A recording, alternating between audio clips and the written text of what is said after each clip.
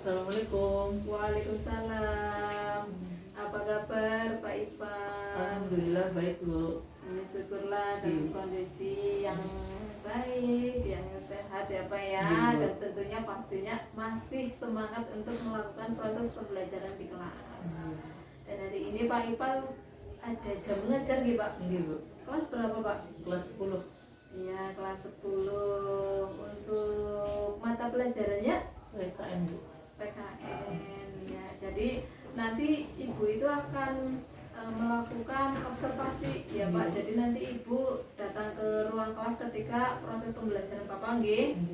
Ya, jadi sebelum observasi di sini Ibu akan menanyakan beberapa hal ya sebelum observasi, kan nanti memang ada pra-observasinya Pak. Iya. Ya, jadi untuk materi pembelajarannya itu apa Pak? Itu tentang sistem pembagian kekuasaan negara dan tentang pembagian non kekuasaan negara dan non pemerintahan dan tentang nilai-nilai Pancasila Bu. Iya, jadi tentang sistem ketatanegaraan gitu Pak ya, dan juga nilai-nilai Pancasila. Jadi memang kalau untuk berbicara tentang sistem ketatanegaraan ya memang kalau tingkat terendah ya Pak ya, mungkin di RT ya Pak, kalau di desa ya Pak ya, kemudian untuk yang tertinggi kepresidenan seperti itu nggih Pak. Iya. Jadi ketika pembelajaran itu kan pastinya ada tujuan ya Pak, tujuan pembelajarannya dengan di kelas. Untuk tujuannya sendiri itu apa Pak? Itu melakukan kegiatan membaca materi dan bisa untuk melihat materi lewat Google atau internet, dan peserta didik itu menjelaskan tentang sistem pembagian kekuasaan negara Bu. Iya, jadi peserta didik itu mampu menjelaskan tentang sistem ketatanegaraan gitu Pak. Iya, jadi tujuannya itu seperti itu nggih Pak.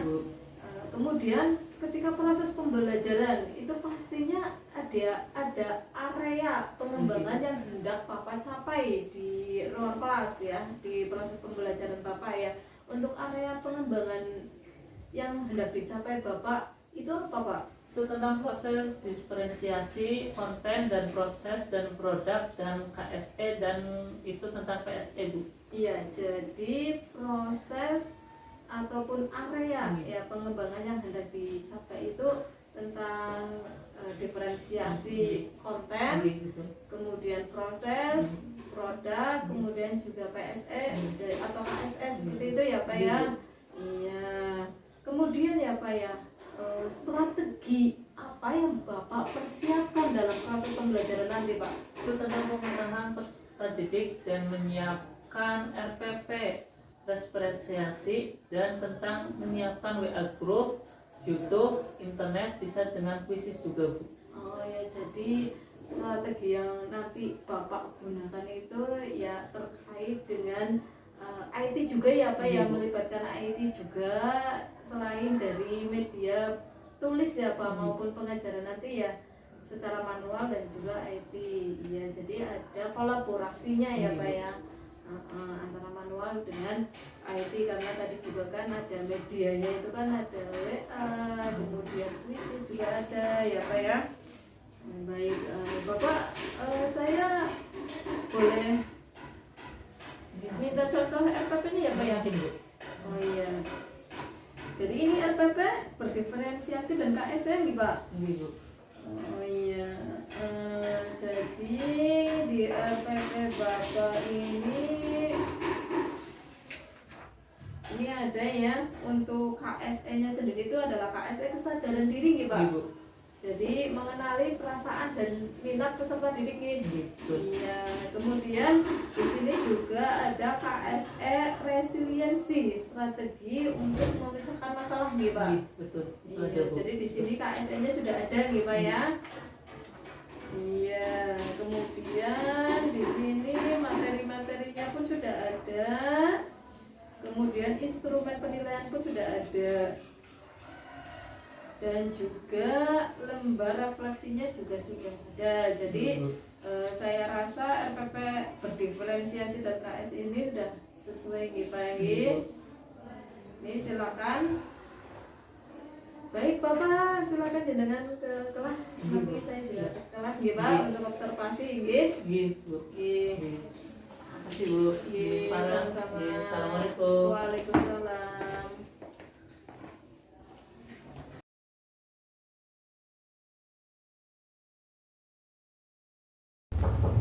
Assalamualaikum. Waalaikumsalam.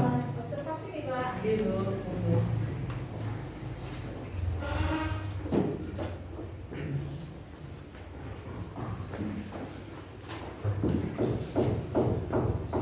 Assalamualaikum warahmatullahi wabarakatuh. Waalaikumsalam warahmatullahi wabarakatuh. Sebelum memulai pelajaran, mari kita senantiasa berdoa terlebih dahulu. Bismillahirrahmanirrahim. La ilaha illallah. La ma'bududa illallah. La ilaha illallah. La ma'buda illallah. La ilaha illallah. La maqruba illallah. La ilaha illallah.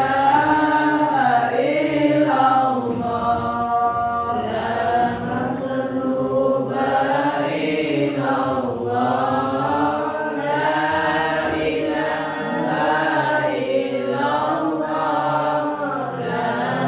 maqsuda illallah. Bismillahirrahmanirrahim.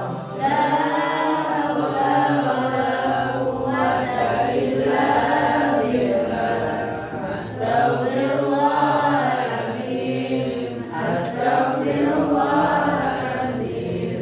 Astaghfirullahaladzim wa atubu ilaih. Allahumma nawwir qulubana binuri hidayatika kama nawwartal arda binuri syamsika abadan abadan birahmatika ya arhamar rahimin. Walhamdulillahi rabbil alamin. Selamat pagi anak-anak. Semua sehat? Alhamdulillah. Kita absen dulu ya. Ya Pak.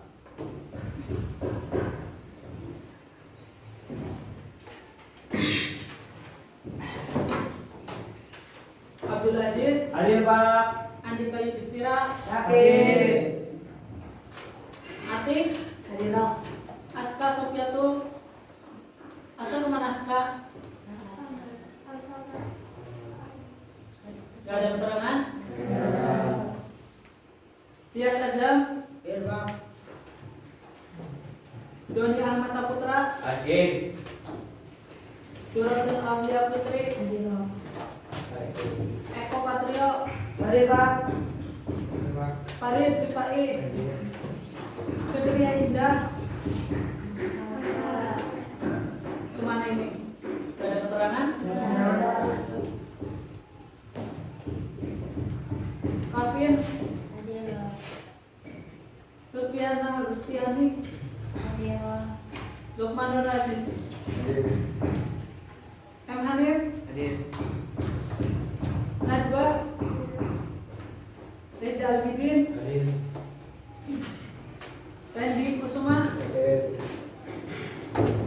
Ridi, Sinta Melia, Omo Salma, Ipa, Sakit. Jadi kita melanjutkan materi yang kemarin ya anak-anak tentang nilai-nilai Pancasila dalam karakter praktek penyelenggaraan pemerintahan negara. Jadi materi pembelajaran untuk hari ini satu, sistem pembagian kekuasaan negara. Jadi sistem pembagian kekuasaan negara itu sudah ada. Jadi dibagi menjadi suatu sistem terdiri dari kepresidenan, bawahan sampai dari RW dan RT. Itu sudah mencakup seluruh sistem kenegaraan. Yang kedua, kedudukan dan fungsi Kementerian Negara Republik Indonesia dan lembaga pemerintahan kementerian. Tadi kedudukan dan fungsi pemerintahan negara. Jadi sudah ada kedudukannya masing-masing, seperti halnya Presiden, DPR, MPR, dan yang sini ada lagi Kementerian Negara Republik Indonesia. Jadi ada yang namanya Menteri Pertanian, Perikanan, Kelautan, Pertahanan. Tuh. Jadi ada juga lembaga pemerintahan non kementerian seperti ormas, seperti Pemuda Pancasila dan yang lain. Yang selanjutnya yang tiga yaitu nilai-nilai Pancasila dalam penyelenggaraan pemerintahan. Di mana nilai-nilai Pancasila itu sudah terkandung dalam sila-sila tersendiri, yaitu dalam penyelenggaraan pemerintahan. Jadi dalam penyelenggaraan pemerintahan itu sudah ada nilai-nilai Pancasila dan sudah ada dalam undang-undang terdahulu atau tersendiri. Selanjutnya, apa itu sistem pemerintahan? Ada yang tahu? Saya Pak. Apa Cis? Sistem pemerintahan adalah cara pemerintahan dalam mengatur semua yang berkaitan dengan pemerintahan. Sistem ini berfungsi untuk menjaga kestabilan pemerintahan, politik, pertanian, ekonomi, dan lain-lain. Jadi tadi yang dikatakan Cis, sistem pemerintahan adalah cara pemerintah dalam mengatur semua yang berkaitan dengan pemerintahan. Jadi itu sudah diatur. Jadi pemerintah itu dibagi masing-masing karena peraturan itu bagaimana suatu sistem itu tersendiri. Sistem itu dibagi dari atas sampai bawahan. Mana sistem ini berfungsi untuk menjaga kestabilan dan mementingkan politik, pertahanan, dan ekonomi. Yang dimana sudah ada yang dibagi. Jadi ada Menteri Pertahanan, Menteri Ekonomi, dan yang lain.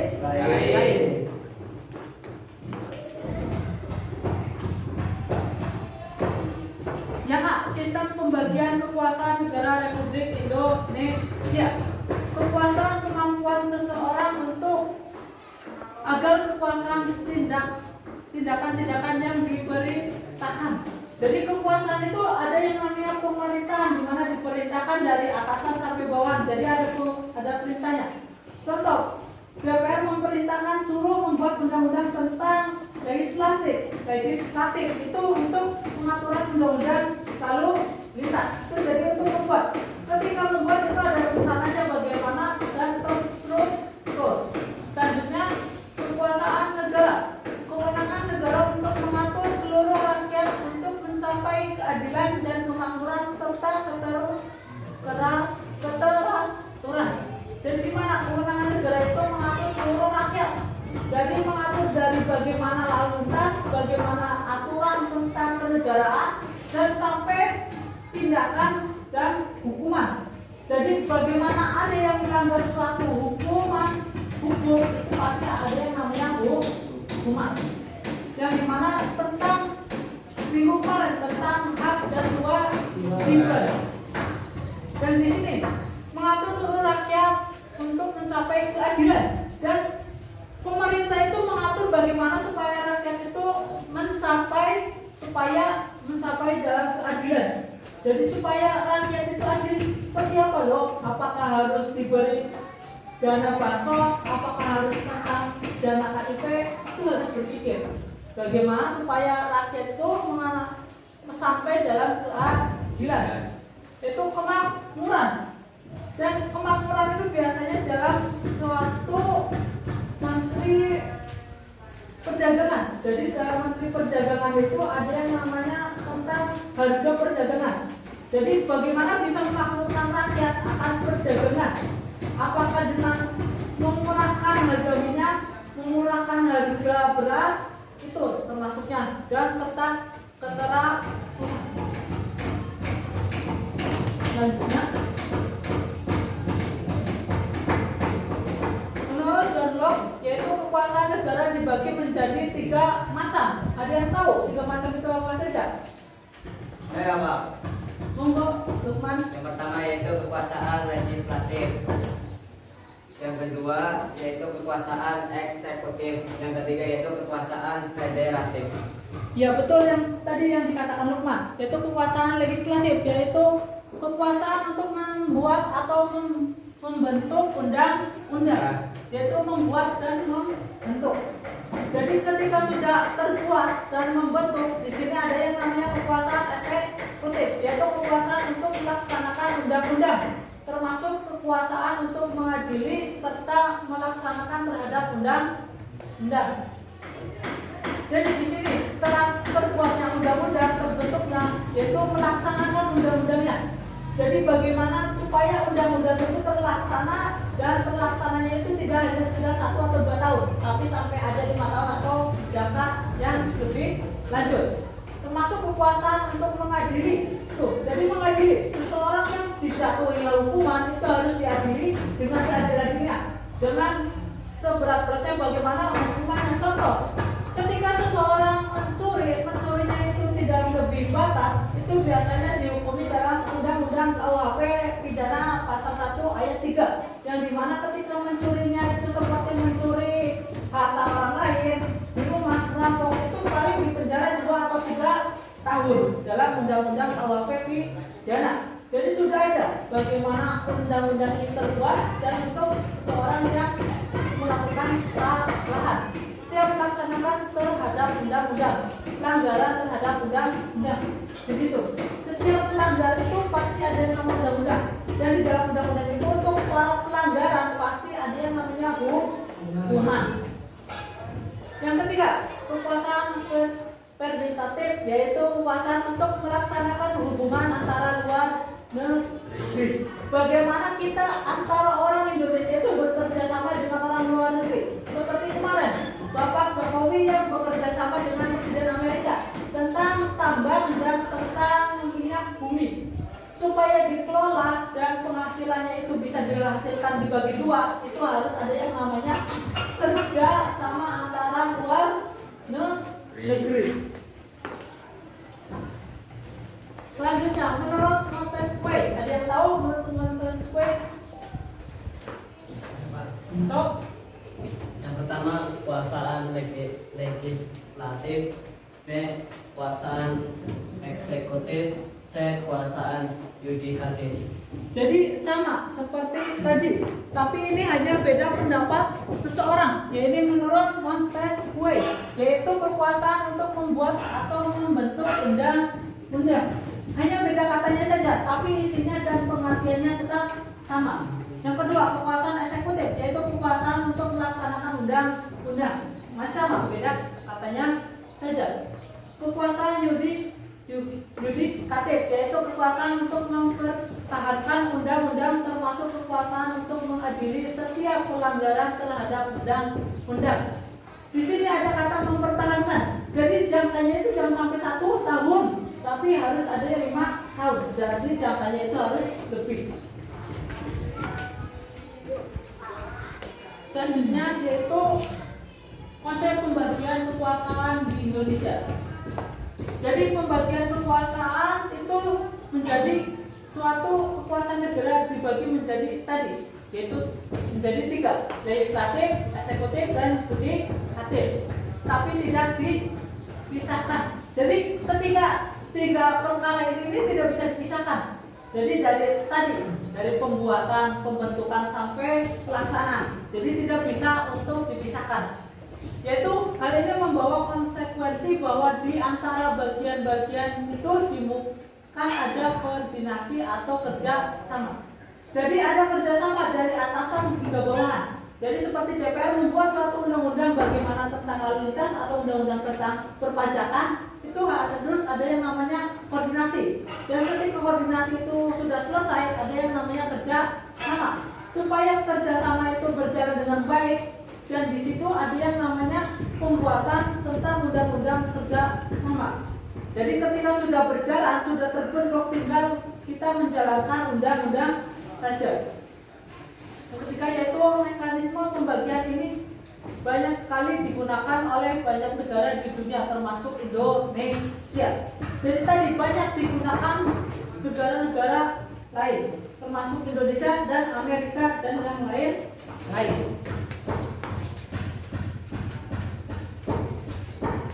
Selanjutnya itu pemisahan kekuasaan. Pemisahan kekuasaan negara itu terpisah-pisah dalam kekuasaan baik orang maupun fungsinya di situ. Jadi negara itu terpisah antara fungsi maupun orangnya tersebut. Dan itu tergantung pemimpinnya. Ketika pemimpin biasanya memiliki kebijakan masing-masing. Setiap lembaga menjalankan fungsi masing-masing. Contoh negara yang menganut mekanisme pemisahan kekuasaan adalah Amerika Serikat.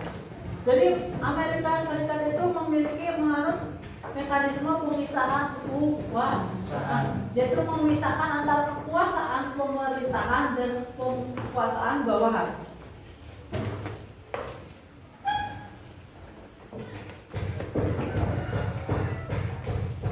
Konsep pembagian kekuasaan yang dianut di Indonesia.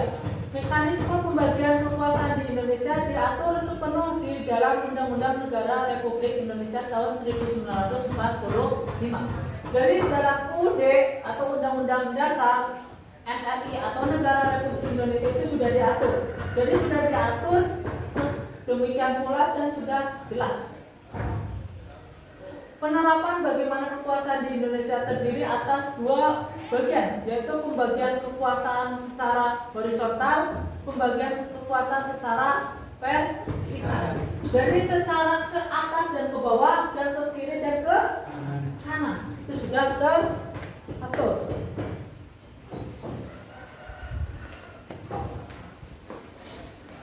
Ada yang tahu bagaimana pembagian kekuasaan secara horizontal? Saya Pak, Monggo Mas Eko. pembagian kekuasaan berfungsi lembaga tertentu atau legislatif, eksekutif, dan yudikatif. Berdasarkan Undang-Undang Negara Republik Indonesia tahun 1945, secara horizontal pembagian kekuasaan negara dilakukan pada tingkatan pemerintah pusat dan pemerintahan daerah. Jadi tadi pembagian kekuasaan eksekutif yang telah dijelaskan oleh Mas siapa ya? Eko, yaitu pembagian kekuasaan menurut fungsi lembaga tertentu, yaitu lembaga legislatif, eksekutif, dan yudikatif. Jadi di situ sudah dijelaskan dan bagaimana untuk pembagian kekuasaan secara horizontal dan berdasarkan Undang-Undang Dasar. Yaitu Undang-Undang Dasar kekuasaan negara diakui pada tingkat pemerintahan pusat. Jadi tingkat pemerintahan pusat itu sudah menjelaskan bagaimana kekuasaannya dan sudah tahu antara tingkatnya dan sampai pemerintahan daerah sampai RW dan RT.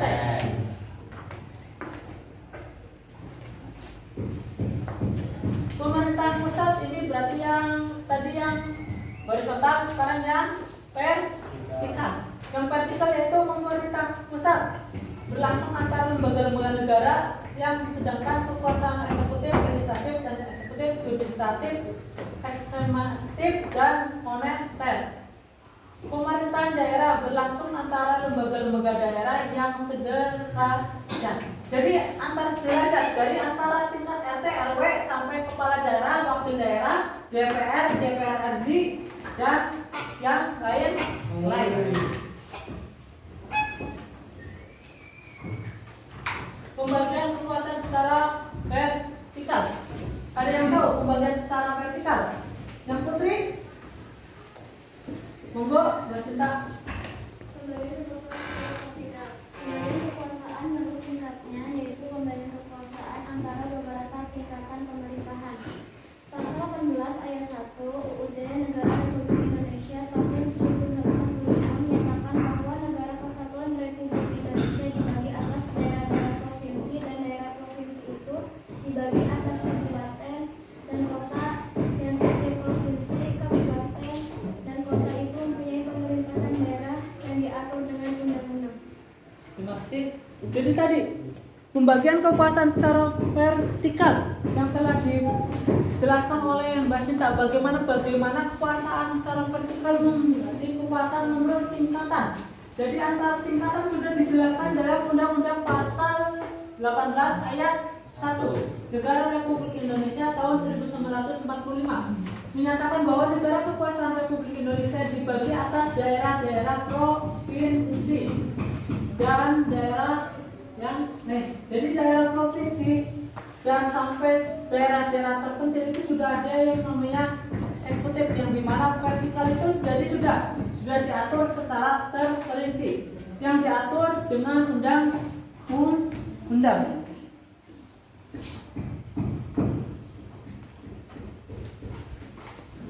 Pembagian kekuasaan dalam pemerintahan Indonesia. Jadi ini dengan pembagian kekuasaan secara horizontal. 1. Kekuasaan konstitutif, 2. Kekuasaan eksekutif, 3. Kekuasaan legislatif, 4. Kekuasaan yudikatif, 5. Kekuasaan eksekutif atau eksekutif, 6. Kekuasaan moneter. Jadi itu sudah diatur dari tadi sebelum yang ini, jadi sudah dijelaskan. Yang selanjutnya pembagian kekuasaan secara vertikal. Pemerintahan pusat dan pemerintahan daerah. Pada pemerintahan daerah berlangsung pembagian kekuasaan secara vertikal yang ditentukan oleh pemerintahan pusat. Jadi pemerintahan pusat itu sudah mengatur dari pemerintahan bawah, yaitu lahir sebagaimana konsekuensi diterapkannya asas desentralisasi yang dimana sudah terbentuk asas desentralisasi yang mana diatur dalam pasal 18 ayat 1 Undang-Undang Republik Indonesia tahun 1945, yang mana otonomi daerah diatur dalam pasal 18 ayat 5 Undang-Undang Negara Republik Indonesia tahun 1945.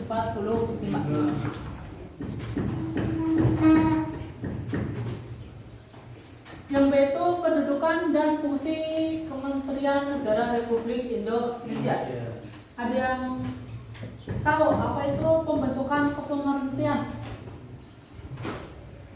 Monggo, yang perempuan mau ditunjuk? Berarti monggo.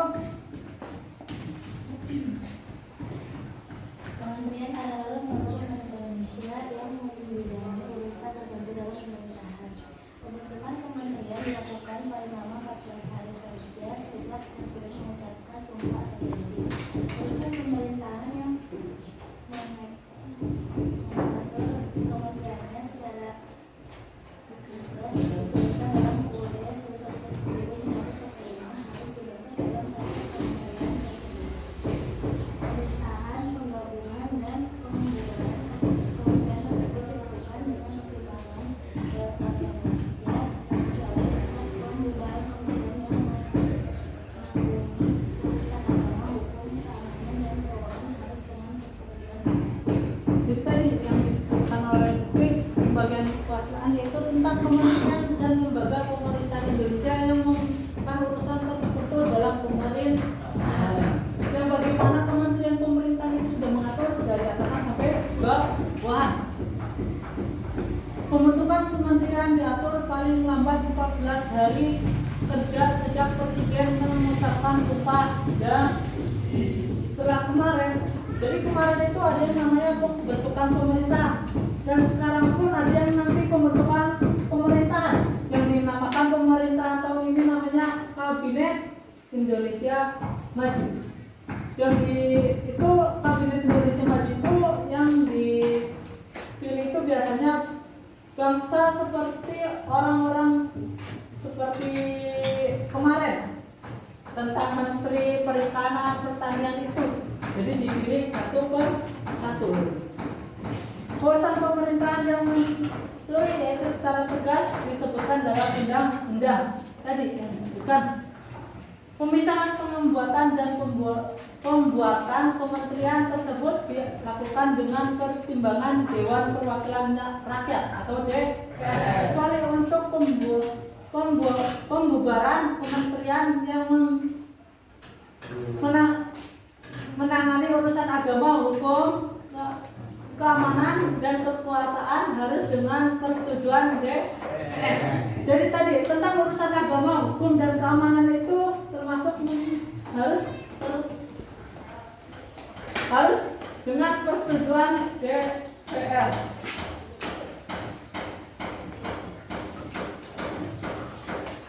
Kedudukan lembaga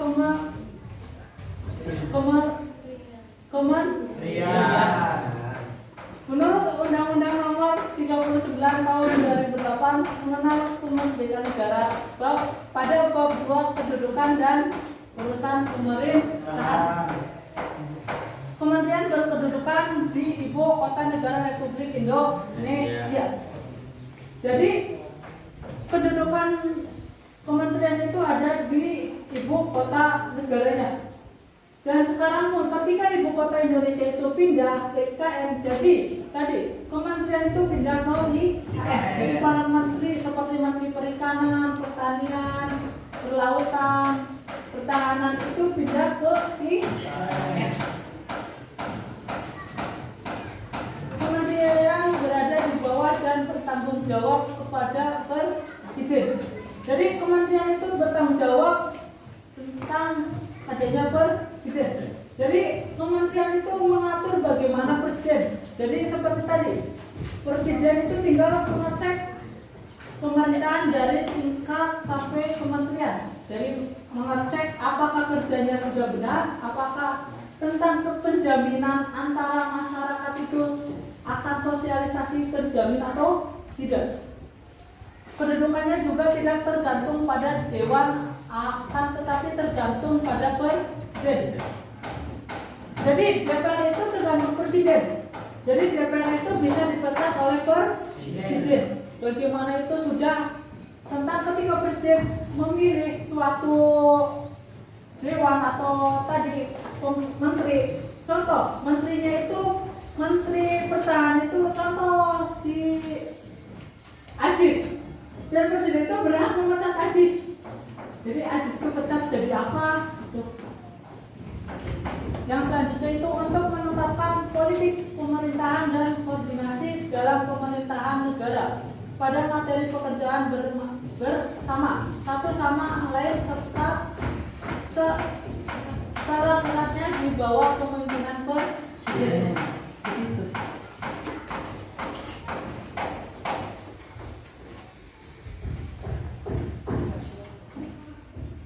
Urusan kementerian dalam pemerintahan.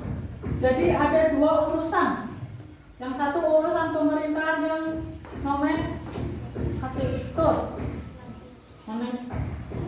yaitu menentukan secara tegak disebutkan dalam Undang-Undang Dasar Negara Indonesia tahun 1945 meliputi urusan luar negeri, dalam negeri dan pertahanan. Jadi tadi undang-undang ini sudah mengatur tentang di dalam negeri dan di luar negeri dan pertahanan.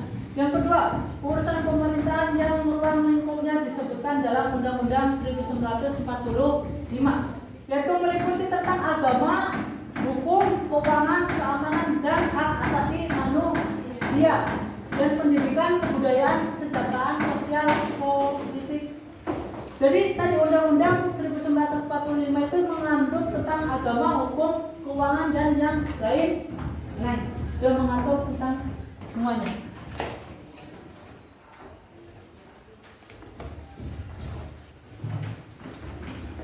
Urusan kementerian dalam pemerintahan.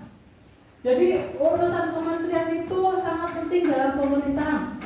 Bagaimana urusan kementerian dalam rangka pembelajaran, penajaman, koordinasi dan sinkronisasi program pemerintahan, meliputi urusan ketanaan, bentukan nasionalisme ataupun negara, kesatuan Republik Indonesia atau termasuk BUMN, yaitu termasuk dalam suatu lingkungan hidup, ilmu pengetahuan, teknologi, investasi, kooperasi, dan usaha-usaha yang lain.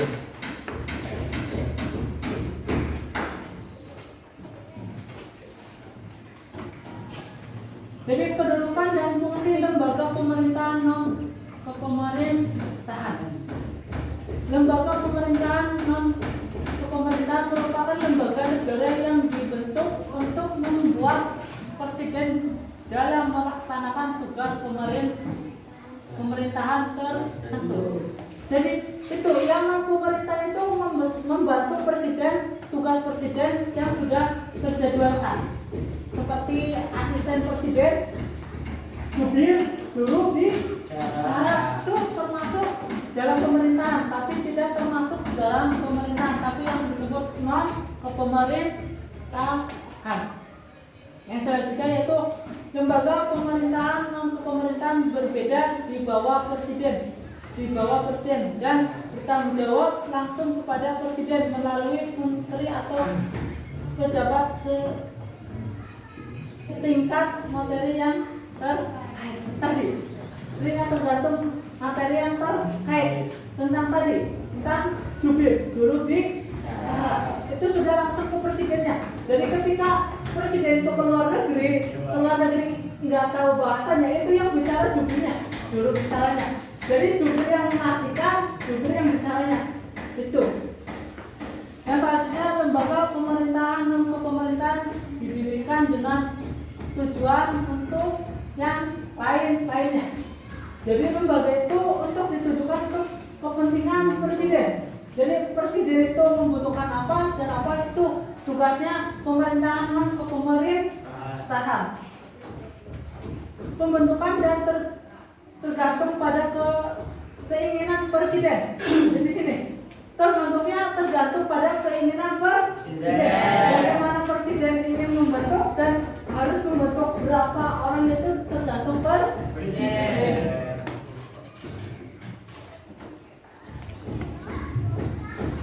Jadi lembaga pemerintahan non kepemerintahan di Indonesia itu tadi ada 8. Yang satu lagi yang tergantung dalam BUMN itu ada 6. Sudah tercantum dalam tadi yang diterangkan tadi. Selanjutnya nilai-nilai Pancasila dalam penyelenggaraan pemerintahan.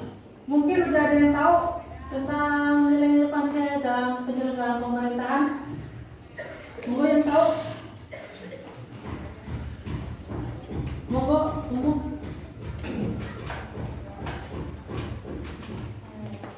Yang pertama ada nilai ketuhanan yang Maha Esa.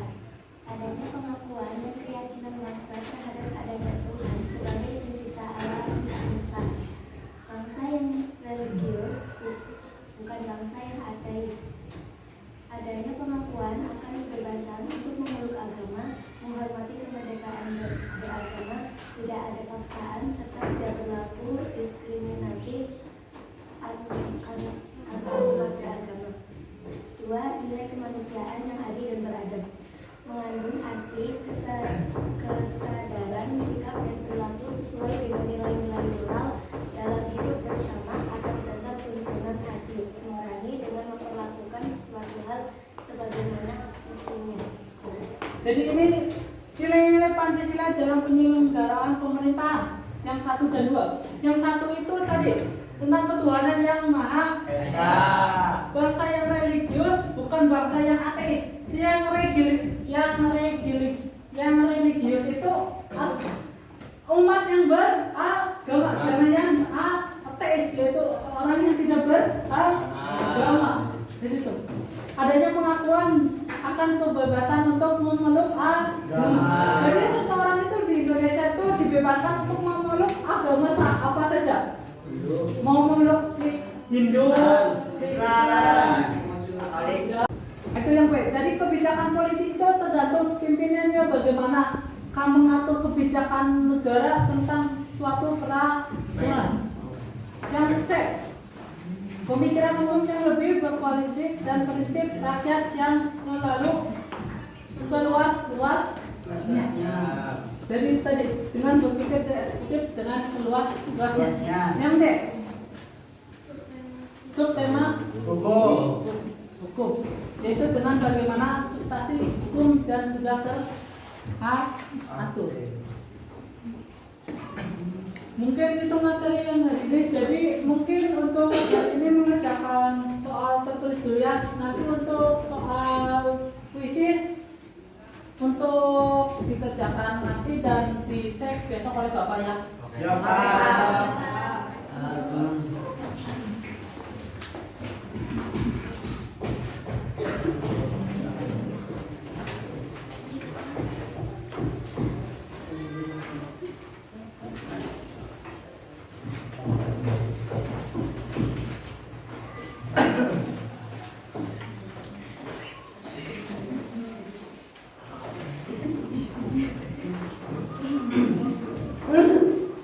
Aziz sudah dapat Aziz? Sudah, Pak. Sudah dapat semua? Sudah, Pak. Ibu kerjakan ya. Iya, Pak. Ya kelompok ya. Dibikin kelompok 1, kelompok 2, kelompok 3, kelompok 4. Belum.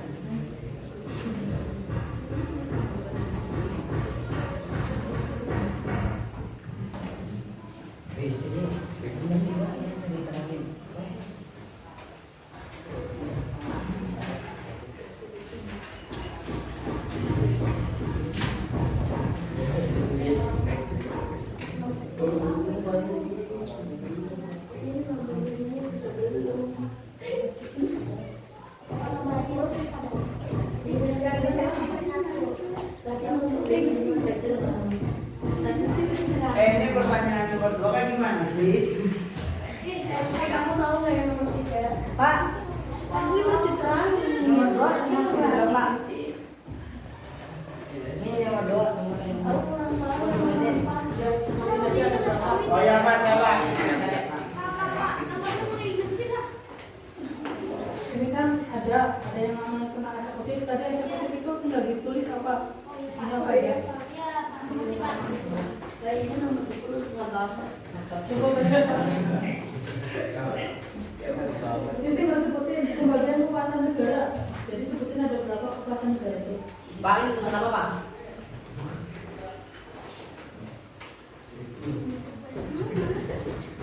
Terus, Pak, begini presentasinya, Pak. Pembagian kekuasaan negara semua habis. Oh, ya. Makasih, Pak. Ini apa, Pak? Pak. Tadi pendapat kita soal ini. Iya, makasih, Pak.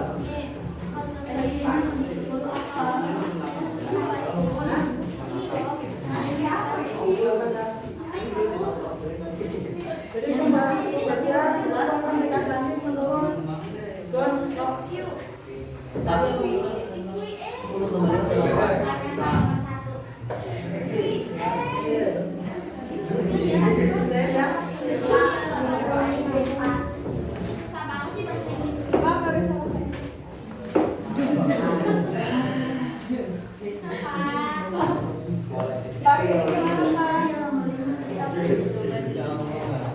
tadi Coba deh, coba nomor 3. Masih 3 berapa? Nomor 3 yang tadi undang-undang yang pasal berapa ya, Oke, kan? pasal 8 ya tadi undang-undang pasal 8 ayat 1. Bisa pasal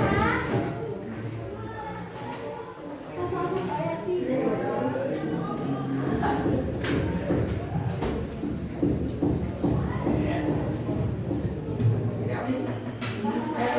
Haus banget ya. Kerja ini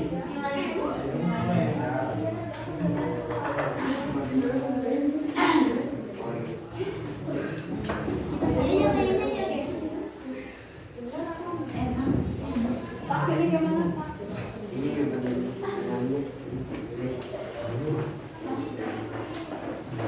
Pak, ini laku gimana? Sudah Pak. Itu politik. Dari mana?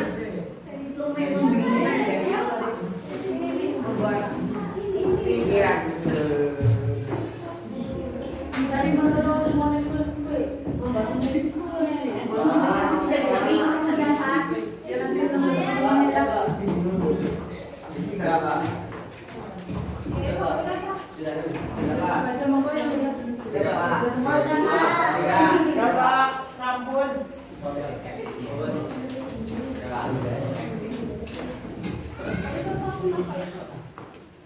Jadi mungkin bisa perwakilan presentasi dari kelompok mana boleh?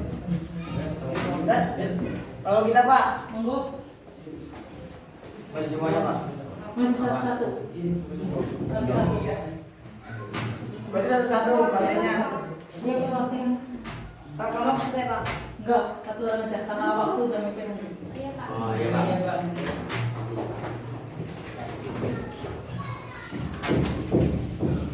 Assalamualaikum warahmatullahi wabarakatuh. Waalaikumsalam warahmatullahi wabarakatuh. Perkenalkan, saya Abdul Haji, saya anggota dari kelompok 1 ingin mempresentasikan tentang sistem pembagian kekuasaan Indonesia. Langsung saja, sistem pembagian kekuasaan Indonesia menurut konsep transopetik yang digagas oleh Constitution, pembagian kekuasaan ini selaras dengan mewujudkan Undang-Undang Dasar Negara Republik Indonesia 1945. Sebelum mencari tahu lebih lanjut seputar sistem pembagian kekuasaan Indonesia yang disebut hingga saat ini, berikut penulis sampaikan bagian macam pembagian kekuasaan negara yang dimaksudkan oleh para ahli. Pembagian kekuasaan negara menurut John Lech. John Lech seorang filsuf dan ahli fisika asal Inggris menyatakan bahwa kekuasaan negara dibagi menjadi 3, di antaranya kekuasaan legislatif, eksekutif, dan vegetatif. Vegetatif memiliki kekuasaan untuk membuat undang-undang, sedangkan vegetatif melakukan undang-undang. Adapun kekuasaan vegetatif berkeamanan dengan para dan damai, membuat perselisihan dan ahli, serta segala tidak dengan semua orang dan badan-badan di luar negeri. Pembagian kekuasaan negara menurut Montesquieu. Mengetahui gagasan John Lech, Montesquieu mengungkapkan pembagian kekuasaan ke dalam 3 jenis, yaitu disebut sebagai trik politik. Konsep pembagian kekuasaan yang dikonsepkannya yaitu legislatif, eksekutif, dan yudikatif. Sama seperti sebelumnya, kekuasaan legislatif adalah kekuasaan untuk membuat undang-undang, sementara kekuasaan eksekutif adalah kekuasaan untuk melakukan undang-undang. Perbedaan teori Montesquieu dengan John Lech yakni kedatangan pengelompokan kekuasaan vegetatif secara horizontal bersama dengan 2 kekuasaan lainnya. Menurut McQueen, kekuasaan vegetatif bukanlah kekuasaan yang berdiri sendiri, melainkan bagian dari kekuasaan vegetatif. Pembagian kekuasaan negara menurut Van Volvan, negara memiliki 4 fungsi dalam pelaksanaan tugasnya. Di antaranya membuat peraturan pemerintahan dalam arti berstruktur. Mengadili rekrutasi adalah kepolitikan Korea. Pembagian kekuasaan negara menurut Logumen. Jan van Volwen membagikan kekuasaan negara menjadi 4 fungsi. Logumen mengelompokkan menjadi 5. Bidang-bidang tersebut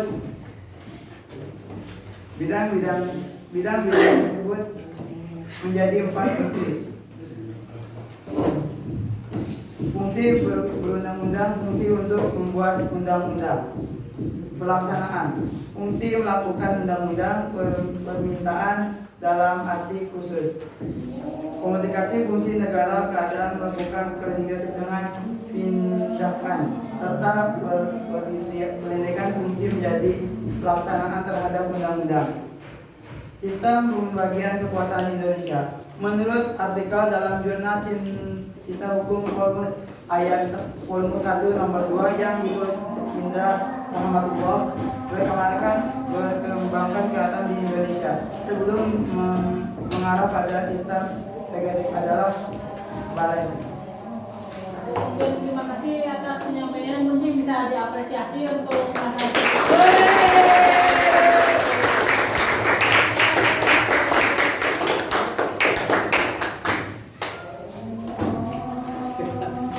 Gimana? Apakah masih ada yang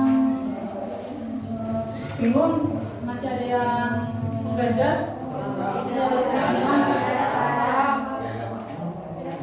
Mungkin bila ada yang ditanyakan, Bu, ada yang ditanyakan? Ya Pak.